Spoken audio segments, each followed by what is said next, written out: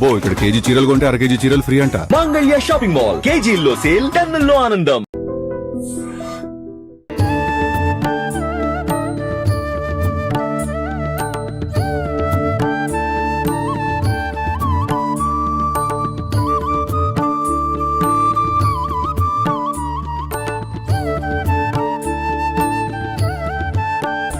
నమస్కారం, welcome to I dream. మన సంస్కృతి కార్యక్రమానికి స్వాగతం. నేను మీ విజిత.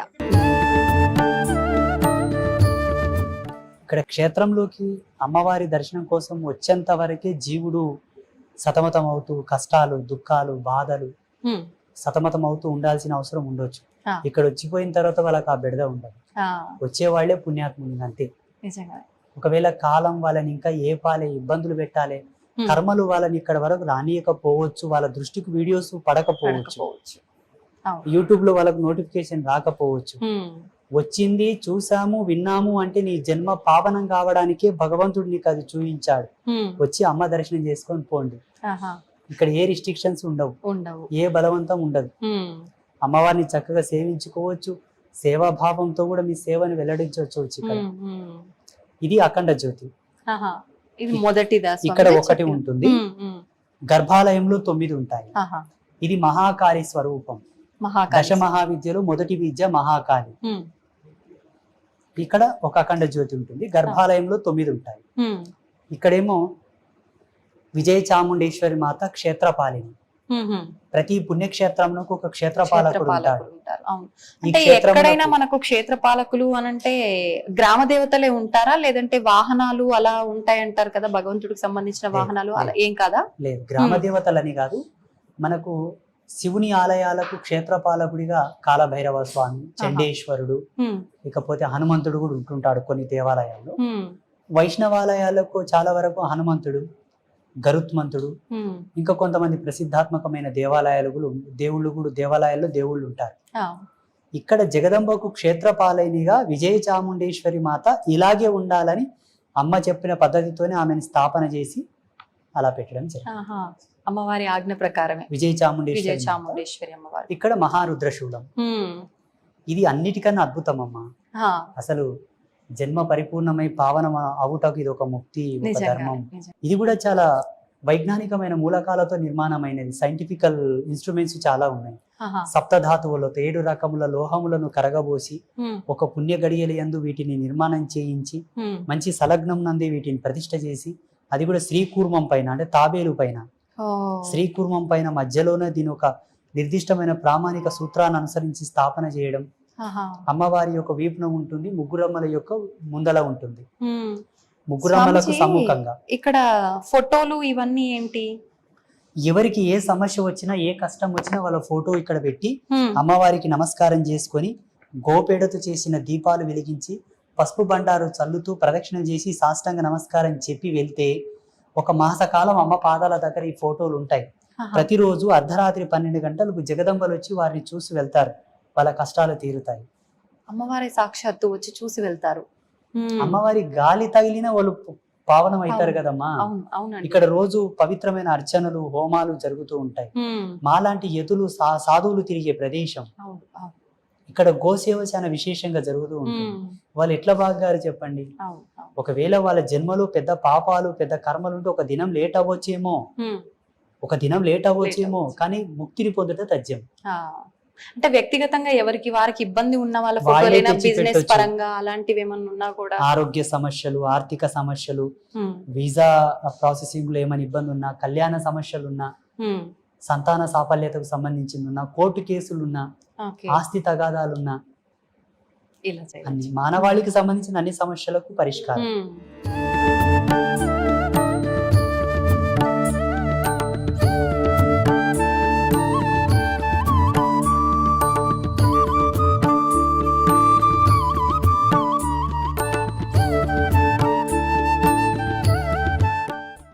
ఇప్పుడు ఇంతకుముందు బయట మనం అఖండ జ్యోతి చెప్పుకున్నాం కదా, మహాకాళి స్వరూపం. ఇక్కడ 9 అఖండ జ్యోతులు ఉంటాయి. అక్కడ ఒక అఖండ జ్యోతి, ఇక్కడ 9, మొత్తం 10 దశ మహావిద్యలు లైవ్ లో ఉంటారు. ఇక్కడ ఒక విగ్రహం రూపంలో లేకపోతే ఒక యంత్ర రూపంలో కాకుండా లైవ్లో వాళ్ళు వెలుగుతూ లోకానికి వెలుగునిస్తున్నారు ఇక్కడ నుంచి. అంటే ఒకే ప్రమిదలో మనం 9 దీపాలు వెలిగించాలా స్వామిజీ? ఒకవేళ ఆ ఒత్తి చిన్నగా దగ్గరికి అయిపోతూ ఉంటే పక్కన ఇంకొక ఒత్తి 3 ఒత్తులు కలిపి ఒక ఒత్తిగా చేసి పక్కన వెలిగించి ఈ ఒత్తిని లోపలికి వదిలేస్తూ ఉంటాం. ఇప్పుడు దీనికి సంబంధించిన విధానం అంతా మీరు చూసుకుంటుంటారా దగ్గరుండి, లేదంటే ఈ 2 జ్యోతులను చూసుకోవడానికి ఒక పూజారి ఉన్నాడు సపరేట్. ఓన్లీ జ్యోతులు చూసుకోవడానికి ఉదయం సాయంత్రం నూనె పోయడం, కోడి తీసి మళ్ళీ కొత్తగా వేయడం, చక్కగా అదంతా ప్రదేశం క్లీన్ చేయడం, నూనె అయిపోతే ముందస్తు జాగ్రత్త నూనె తెప్పించి పెట్టి స్టోర్ చేసుకోవడం అంతా వారే చూస్తూ ఉంటారు. వారికి నెల వారికి సరిపడా జీతభత్యం ఇస్తూ ఉంటారు. ఇక్కడ జగత్ కళ్యాణకర్తలైనటువంటి ముగ్గురమ్మలు, ఈ బ్రహ్మాండానికి మూలం ఈ ముగ్గురే తల్లి. స్వామీజీ, నాదొక డౌటు. ఇప్పుడు అమ్మవారి శరీర భాగం అంతా ఒకలాగా, తలలు మాత్రం ముఖాలు 3 ఉన్నాయి. నేను ఎప్పుడు చూడలేదు ఇలా. ఎందుకని ఇలా? మధ్యలో ఉన్నమ్మ మహాకాళి, నల్ల ముఖంతో. అవునండి. ఇక్కడ పసుపు వర్ణంతో ఉన్నమ్మ వారు లక్ష్మి, ఎరుపు వర్ణంతో ఉన్నమ్మ వారు సరస్వతి. ఆ జగదంబలు ముగ్గురుగా ఉండి ఒకే బాడీతో ఉంటారు. వాళ్ళకు స్తనములు కూడా 2 ఉంటాయి. ఒక స్త్రీమూర్తికి 2 స్తనములు ఎలాగో వాళ్ళకి 2 స్తనములు ఉంటాయి. 2 స్తనములు ఏకనాభితో, అంటే ఒకే బొడ్డు 2 స్తనములతో ఉన్న తల్లులు ఈ ముగ్గురు ఒకే శరీరంలో ఉండుట. ఇది ఫస్ట్ పుణ్యక్షేత్రం. అవును, ప్రపంచవ్యాప్తంగా ఇదే మొదటి పుణ్యక్షేత్రం. ఇది ఇప్పుడు మీకు ఇది కూడా అమ్మవారి ఆజ్ఞ ప్రకారమేనా ఇలా? నేను సంవత్సరం పాటు తపస్సులో కూర్చున్నాను ధ్యానంలో. అసలు ఋషి పరంపర ఎలా ఉంటుందమ్మా? ఋషి ఒక వ్యక్తి చెక్కిన శిలలకు పూజలు చేయడు. ఋషి జటాజూటముతో ఉండే ఋషి. ఆయన స్వయంగా తపస్సుతో దర్శించి తాను నిర్మాణ శైలితో పూజలు చేస్తాడు, తపస్సు చేస్తాడు.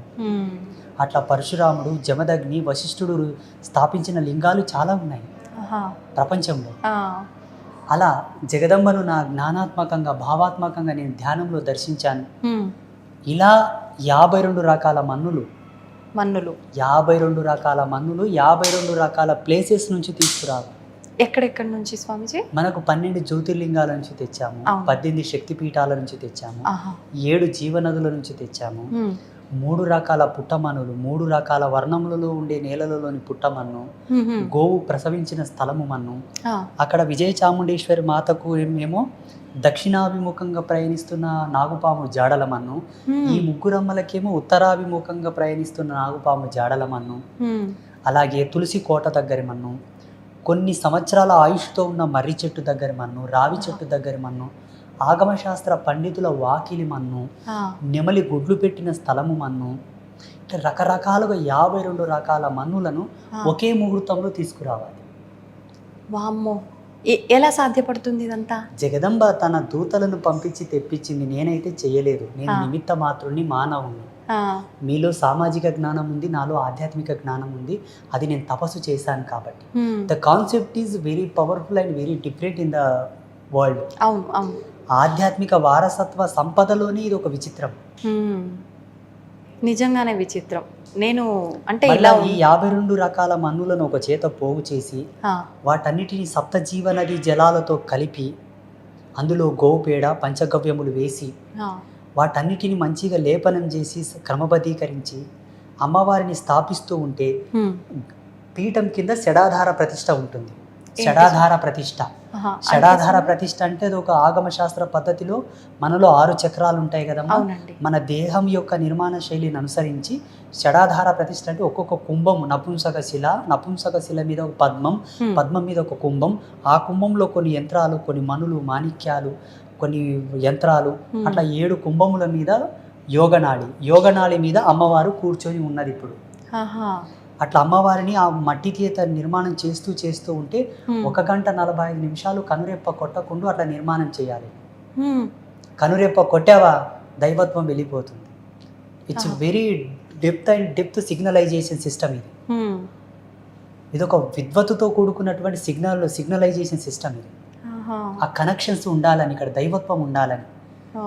1 గంట 45 నిమిషాలు అంటే ఒక ప్రామాణికమైన ముహూర్త సమయం, అది దైవ ముహూర్త సమయం. అది ఆ సమయం నందు ముగ్గురమ్మలు రెడీ చేశారు. మొత్తం పుట్టమన్నే, అంత మన్నుతోటే టోటల్.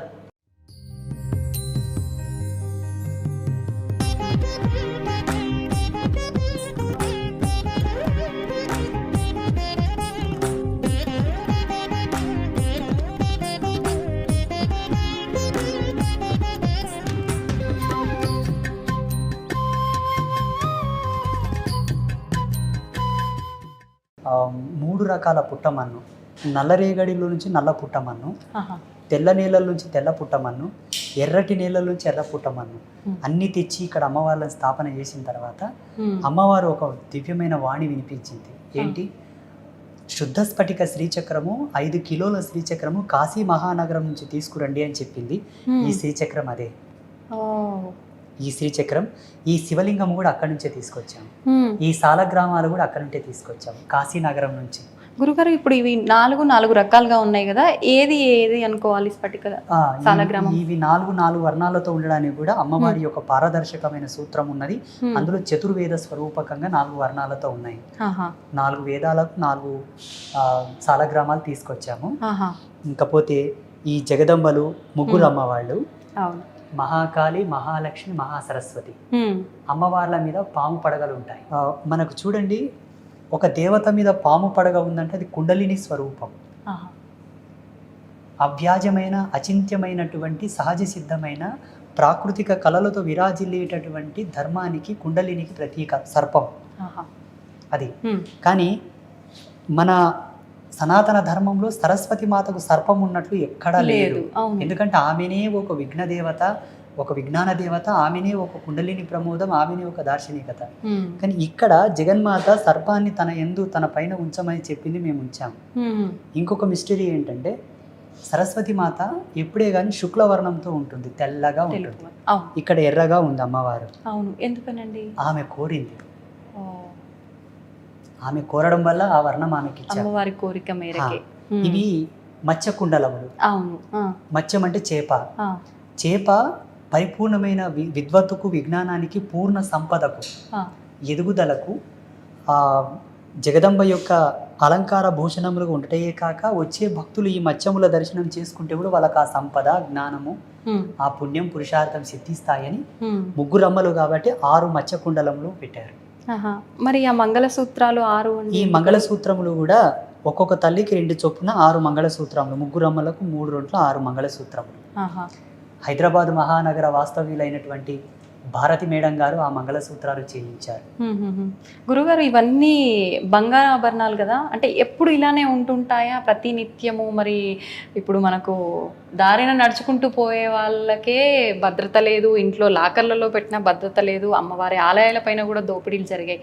మరి అమ్మవారి నగల విషయంలో ఇది ఒక అద్భుతము, మా అదృష్టము. వాస్తవం చెప్పాలంటే 2011వ సంవత్సరం నుంచి ఇప్పటి వరకు గర్భాలయానికి తాళం వేయలేదు, వేయకూడదని చెప్పింది ఆమె. వేయకూడదు అని చెప్పింది, మేమైతే తాళం వేయలేదు. వాస్తవంగా ఈ ఆభూషణములన్నీ కూడా సువర్ణముతో చేయించినవే. మేలిమి జాతి బంగారాన్ని సువర్ణం అంటారు. సువర్ణము అంటే కల్తీ లేకుండా 24 క్యారెట్ గోల్డ్ తో చేయించినవే. ఎవరైనా భక్తులు వచ్చి, గురూజీ మేము ఏమైనా సేవ చేసుకుంటామంటే ఈ పలానా ఆభూషణం తెచ్చి నాన్న అంటే తెచ్చిచ్చారు, మేము అమ్మకు తొడిగాము. అన్ని దాతలు ఇచ్చినవే. ఆభరణం తొడిగేటప్పుడు వాళ్ళ గోత్రనామాలు స్మరిస్తాం. ఓకే గురుగారు, అక్కడ ఉన్నవారెవరు? అమ్మవారి యొక్క ఉత్సవమూర్తి. ఈ ముగ్గురమ్మల యొక్క ప్రాణశక్తి అనుకోండి. ఏమన్నా పల్లకి సేవ చేసినా, రథోత్సవం చేసినా, శయనోత్సవం చేసినా, అమ్మవారిని ఊంజాల్ సేవ చేసినా ఆ ఉత్సవమూర్తితో చేస్తారు. అట్లా. ఓకే గురుగారు, నాకు ఒక డౌట్. ఇప్పుడు అమ్మవారు అనగానే ఇప్పుడు ఏ అమ్మవారి పేరుతో అయితే ఉన్నారో ఆమెకు సంబంధించిన సేవలు, ఉత్సవాలు, ఊరేగింపులు, పూజలు ఏమున్నాయో అవి చేస్తారు. మరి ఇక్కడ చూస్తే అంటే శరీరం అంతా ఒకటైనా ముగ్గురు రూపాలు కనిపిస్తున్నారు కదా, ఎటువంటి పూజలు జరుగుతుంటాయి? ప్రత్యేకమైన పూజలు ఏమైనా జరుగుతుంటాయా? ముగ్గురమ్మల సంయుక్తమైనటువంటి సాధన ఒకటి ఉంటుంది. ఆ ముగ్గురమ్మలు ఎక్కడ కలుస్తారో ఆ మంత్ర రాజ్యం చేత అమ్మవారికి పూజలు చేస్తూ ఉంటారు. అది చండీ నవారణ మంత్రం అంటారు. ఆ నవారణ మంత్రంలోని ముగ్గురు ఉంటారు. అలాగే జగదంబ యొక్క అనుష్ఠాన విధి ఒకటి ఉంటుంది. అదే అనుష్ఠాన విధితో ఇక్కడ అర్చనలు, హోమాదులు జరుగుతూ ఉంటాయి. ఆలయంలో గర్భగుడిలోకి వచ్చినాక ప్రత్యేకించి ఎటు చూసినా కూడా అద్దాలు, అంటే మొత్తం ఒక 6 అద్దాలు అయితే కనిపిస్తున్నాయి. ఎందుకని ఇలా పెట్టారు? అంటే ఈ అద్దాలంటే కేవలము మన శాస్త్రీయమైనటువంటి ధర్మాన్ని అనుసరించి పెట్టడం జరిగింది. ఇక్కడ అమ్మవారికి అభిషేకం చేస్తారు ఉత్సవమూర్తికి. ఇక్కడ ఇది అభిషేక ప్రదేశము కాన అమ్మవారిని అద్దంలో చూపిస్తూ అభిషేకం చేస్తాము. తన బింబాకృతిని తానే చూస్తూ తను స్నానం ఆచరిస్తున్నట్టుగా, తనను తాను చూస్తూ తనకి యొక్క ఉపచారములను, కైంకర్యములను స్వీకరిస్తున్నట్టుగా. ఇప్పుడు చూడండి, మనం ఎన్నో బింబాలుగా కనిపిస్తున్నాం. అవునండి. అలా పోతనే ఉంది మన బింబాకృతి. అట్లా ఉభయ ధర్మాలను ఆమెకు వ్యక్తీకరిస్తూ ఉపచారము చేస్తున్నట్టుగా ఇక్కడ పెట్టి ఇది అభిషేక ప్రదేశము, ఆ, అక్కడనేమో అమ్మవారికి అలంకార ప్రదేశము, ఆహా, ఆ వెనకాలనేమో అమ్మవారికి కొన్ని మంత్రాంగ తంత్రాంగ విజ్ఞాన స్తోత్రాలు వినిపించే ప్రదేశము, ఆహా, ఇక్కడనేమో అమ్మవారికి శయన ప్రదేశం. ఆ, ఒక్కొక్క ప్రదేశంలో ఒక్కొక్క ఉత్సవం ఒక్కొక్క తంతు జరుగుతుంటుంది కాబట్టి అట్లా ఇక్కడ అద్దం అక్కడ అద్దం అక్కడ అద్దం అక్కడ అద్దం ఇక్కడ అద్దం పెట్టాను జరిగింది. హ్మ్, హ్మ్, హ్మ్. అద్భుతం అండి నిజంగా. ఆ, చాలా చక్కగా ఉంది అమ్మవారు కలగా. లక్ష్మీదేవినే లక్ష్మీదేవి అంత కలగా ఉందని చెప్పాలనిపిస్తోంది నిజంగా. చాలా చక్కగా అమ్మవారు నిజంగా వింత. ఇదొక ఈ శంఖ కలశం కూడా ఒక అద్భుతం అమ్మ. హ్మ్, ఈ శంఖ కలశం ఉంది కదా, హ్మ్. ఈ కలశం అనేది ఇప్పుడు మనకు దేవాలయాల్లో కొబ్బరికాయ పెడతారు కలశాల మీద, ఆ, కొబ్బరికాయ అవును, పెట్టుంటారు. అవునండి. ఇక్కడ దక్షిణావృత శంఖ కలశం ఉంటుంది, బయటనేమో క్షేత్రపాలిని దగ్గర వామావృత శంఖ కలశం ఉంటుంది. హ్మ్, ఈ దక్షిణావృత శంఖం సాక్షాత్తు లక్ష్మీ స్వరూపం. అందుకే గర్భాలయంలో రోజు ఆ నీళ్లు పారబోసి నూతన జలము నింపి అందులో పవిత్ర ద్రవ్యం వేసి చూడడానికి ఒక అబ్బాయి సపరేట్ పూజారి ఉన్నారు. ఉంటారు దానికోసం. బయట కలశంకి ఒక అబ్బాయి సపరేట్ ఉన్నారు. ఆహా, అమ్మవారికి అలంకరణ అది చేయడానికి ఒక ఆచార్యులు ఉన్నారు. హ్మ్, అర్చనకు హోమానికి ఒకరు ఉన్నారు. ఆహా, ప్రతిదానికి ఒకరొకరు ఉన్నారు. నేను ఇక్కడ ఉన్నా లేకున్నా వాళ్ళు చూస్తారు. హ్మ్. గురుగారు ఆలయ పై నిర్మాణం కూడా మనకు ఒక గోపురం చూసిన మాదిరిగా ఉంది. ఎందుకని ఇలా డిజైన్ చేశారు? పైన ఇది- శ్రీచక్రము మళ్ళీ. ఆలయం యొక్క ధర్మాన్ని అనుసరించి ప్రతి దేవాలయంలో కూడా ఆ పిరమిడ్ టైప్ ఆఫ్ స్టెప్స్ ఉంటాయి. అవును. దేవాలయంలో ఉచ్చరించే మంత్రాల యొక్క చాంటింగ్, హ్మ్, ఆ వైబ్రేషన్స్ కూడా ఒక విధమైన పారదర్శక సూత్రాన్ని అవలంబింపజేసుకొని ఆలయం అంతా ప్రసరించడానికి ఒక డ్రోమ్ ఓ, పైన ఒక శ్రీచక్రాన్ని అమర్చారు. అవునండి. ఆ శ్రీచక్రం ఏంటంటే కింద ఇక్కడ మనకి ఇక్కడ కనబడుతుంది నేలలో, లైటింగ్ ఫోకస్ తక్కువ ఉంది కాబట్టి తక్కువ అవును, కనబడుతుంది. కనిపిస్తోంది. ఇక్కడ కూర్చొని అమ్మవారికి గవ్వల పూజ చేస్తారు ఈ శ్రీచక్రం పైన. హ్మ్, హ్మ్. అది పైనుంచి రిఫ్లెక్ట్ కావడానికి ప్రతిబింబం పడడానికి పైన అమర్చారు. ఆహా. ఇక్కడ గవ్వల పూజ చేస్తారు. ఆ, ఇప్పుడు ఇది కూడా అమ్మవారి ఆజ్ఞనా, మీరు అనిపించి ఇలా నిర్మించారా? నా మతిలోకి ఒక ఆలోచన వస్తుంది అంటే ఆ తల్లి యొక్క సిగ్నలే. ఆహాహా. ఓకే. ఆమెనే తెప్పిస్తుంది, ఒరే మూర్ఖుడా ఇది చేయరా అని నాకు చెప్తుంది, చేస్తాను. హ్మ్, హ్మ్, హ్మ్.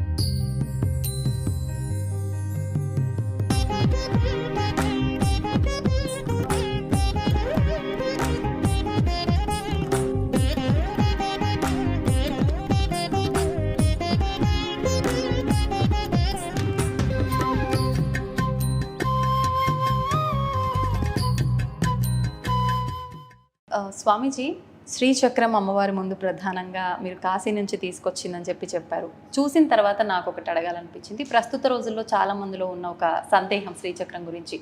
శ్రీచక్రం ఇంట్లో పెట్టవచ్చా? పెడితే యంత్ర రూపంలో పెట్టాలా, ఇలా పెట్టాలా? నిజంగా పెడితే కనుక నియమాలు ఎక్కువగా పాటించాలా? రకరకాల సందేహాలు ఉన్నాయండి, దాని గురించి తెలియజేయండి. ఇంట్లో శ్రీచక్రాన్ని ఉంచుకోవచ్చు, అది శాస్త్ర సమ్మతమైన విషయం. హ్మ్, మన ధర్మశాస్త్రాల్లో విగ్రహాలు పెట్టుకున్నా, శ్రీచక్రం పెట్టుకున్నా, శివలింగం పెట్టుకున్నా ఆ. ఒక ప్రామాణికమైన కొలత చెప్పారు. యజమాని వేళ్ళు ఇక్కడి నుంచి ఇక్కడ వరకు ఏ సైజు ఉన్నాయో ఆ సైజు మాత్రం పెట్టుకోవాలి. ఆహా. యజమాని 5 వేళ్లలో ఆ. ఏ సైజు వేలుకున్న ప్రామాణికతను అనుసరించి లింగాలు కానీ, శ్రీచక్రములు కానీ, దేవతా విగ్రహములు కానీ హ్మ్. పెట్టుకొనవచ్చు.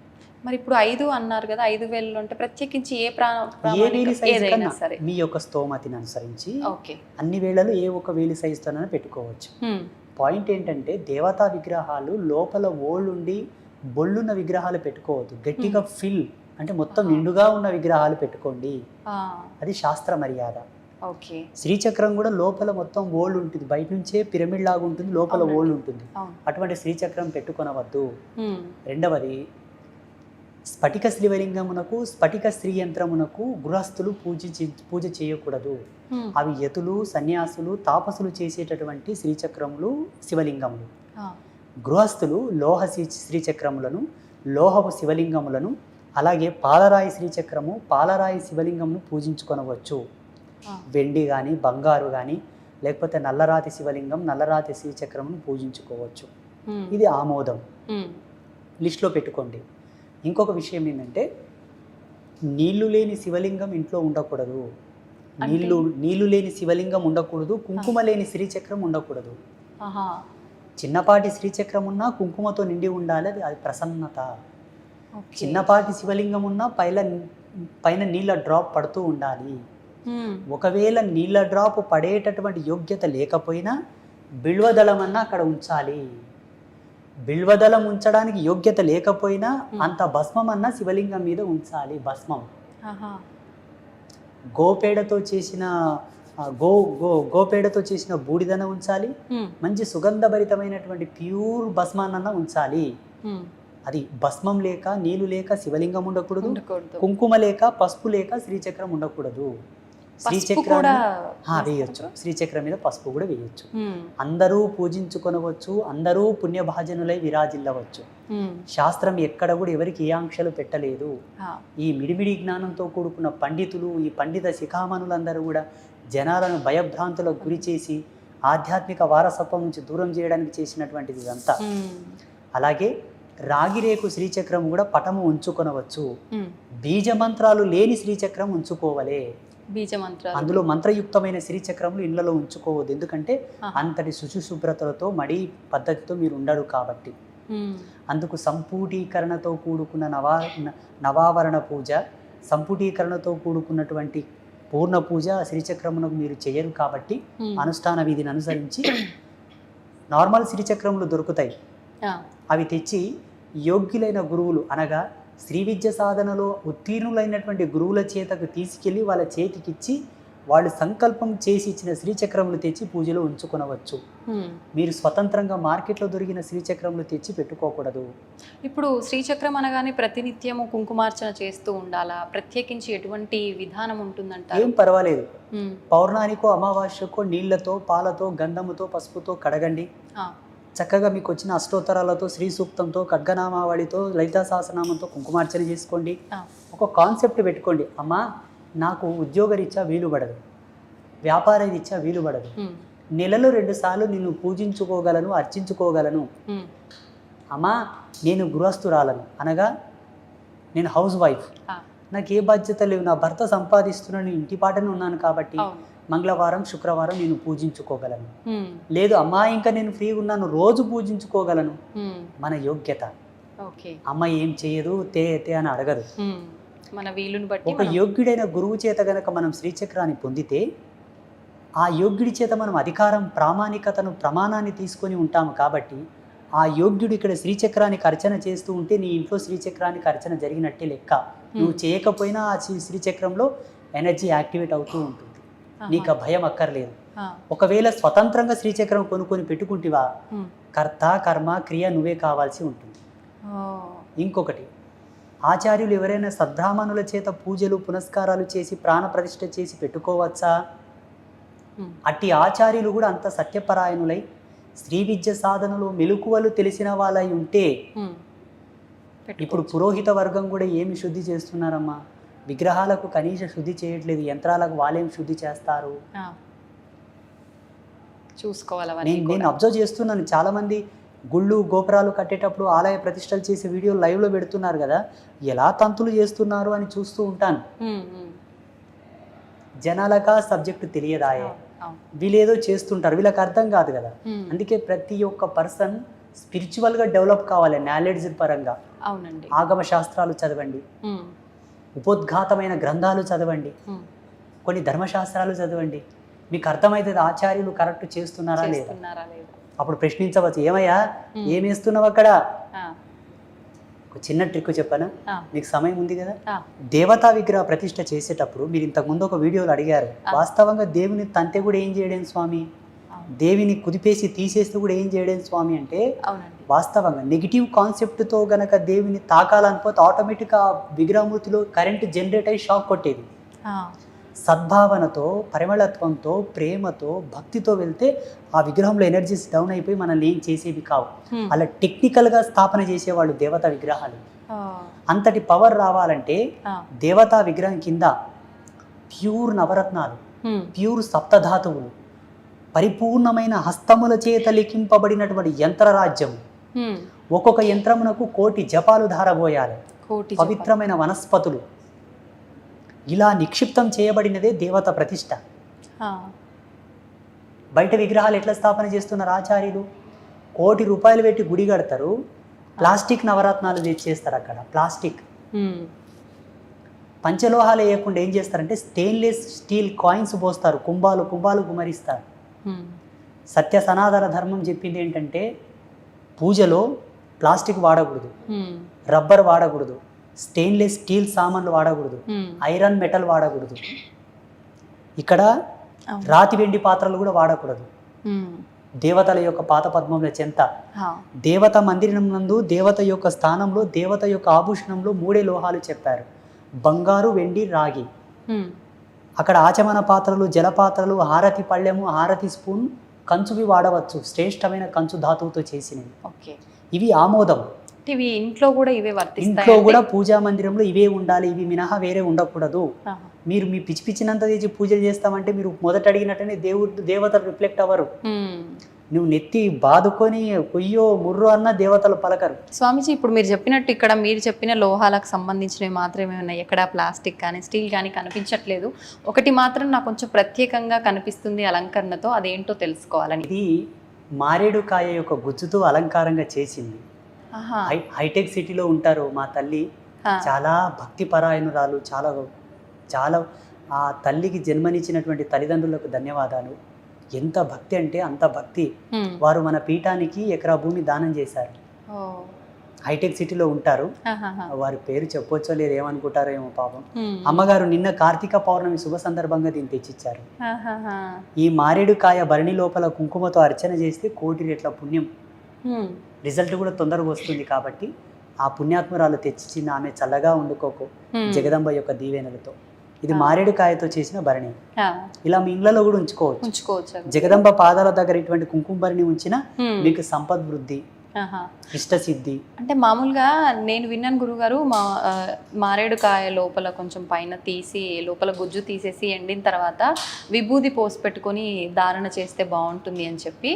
ఇప్పుడు ఇది మనం అభిషేకానికే కాకుండా మనం అలా స్టోర్ చేసుకొని మనం ధారణ చేసిన బాగుంటుంది. ఎటువంటి ఫలితం ఉంటుంది దానివల్ల? దీని లోపల భస్మాన్ని ఉంచి శివారాధన చేయవచ్చు, చందనము ఉంచి విష్ణు ఆరాధన చేయవచ్చు, కుంకుమ పసుపు ఉంచి జగదంబ ఆరాధన చేయవచ్చు, అక్షింతలు ఉంచి సూర్యనారాయణ మూర్తి ఆరాధన చేయవచ్చు. ఏ దేవత తాలూకు సంబంధించిన ప్రీతిపాత్రమైన ద్రవ్యం నుంచి వాళ్ళని పూజించవచ్చు. ఇందులో పడ్డ తర్వాత దీనిలో ఉన్న సహజత్వం గుణము ప్రబలం అవుతుంది, హెచ్చవుతుంది, ఎనర్జీ ఇంకా ఎక్కువ డెవలప్ అవుతుంది, పుణ్యం పురుషార్థం తొందరగా వస్తాయి. మనం అనుకున్నంత తొందరగా రిజల్ట్ వస్తుంది. కాబట్టి దీన్ని అలా వాడవచ్చు. అయితే స్వామీజీ, ఇప్పుడు ఇంట్లో శ్రీచక్రం పెట్టుకున్నప్పుడు అలా కుంకుమ ఎప్పుడు ఉండాలి అని అన్నారు కదా, ఎవరైనా వచ్చినప్పుడు చాలా మంది మనం పూజా ద్రవ్యాలకు సంబంధించింది మన పూజ రూమ్లో అవి తీసుకొచ్చి ఇవ్వాలి అని అంటే కొంచెం ఆలోచిస్తారు. అంటే ఎక్కడ మా పుణ్యం వాళ్ళకి వెళ్ళిపోతుంది అనుకుంటారో ఏంటో తెలియదు. కానీ అలా అంటే అమ్మవారి దగ్గర నుంచి తీసుకొచ్చిన కుంకుమ వాళ్ళకి మనం ధారణ చేయాలి. శాస్త్రంలో కొన్ని నియమాలు చెప్పారు. అష్టమి, అమావాస్య, సూర్యగ్రహణ, చంద్రగ్రహణ సమయమునందు పూజా మందిరం నుంచి ఏవి కూడా తీసి వేరే వాళ్ళకి ఇవ్వకూడదు. మిగతా సమయంలో ఏమీ కాదు. ఓకే, లేనిపోయిన ఆంక్షలు పెట్టుకోకండి. నీ ఇంటికి ఒక ఎత్తి వచ్చిందంటే శివస్వరూపం, ఆయనలో చెడ్డ ఉద్దేశం ఉండుగాక, నీవు ధర్మంతో నీ పతి నీ ఇంట్లోనే ఉంటుంది, అనుమానం వలదు, శంకించవలదు. నీ ఇంటికి ఒక ముత్తైదు వచ్చిందంటే సాక్షాత్తు జగదంబయే. మళ్ళీ లేనిపోయిన ఆంక్షలు ఏంటి? అవన్నీ లేనిపోయిన